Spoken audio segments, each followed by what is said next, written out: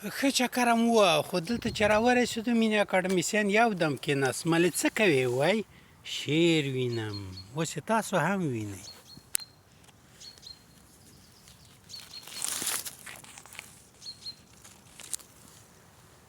دا د هغه شعر و. دا ګلان وایي د شعر بیتونه دي. په لومړي ځل وایه چې زما هم د زړه سترګه خلاصه شوه او هڅه مې وکړه چې شعر ووینم. کړلې وایي زه ته او دغه ګل او هلته لمر ته اشاره وکړه. وایي لمر او دا دښته کې ناست مرغان، دا پاس مرغۍ چې چریږي، دا یو یو وایي د خدایي غږ شکلونه او څېرې دي.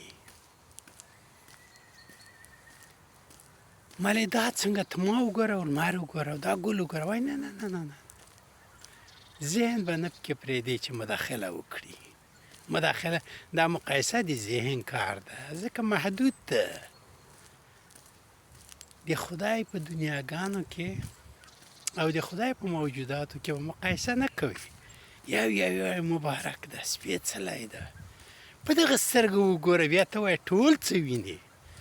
بیا وایي یو مخ وینې چې ټوله هستي د خدای د بې غږه بې شکله غږ، د بې متنه غږ، الف با د شعرونه یې دي، بیتونه یې دي.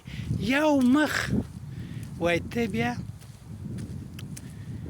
د اصیلې او ژوندۍ آګاهۍ په څښاک باندې وایي دا د بخت کېږي، دغه د بخت ده. نو مقایسه مه کوه.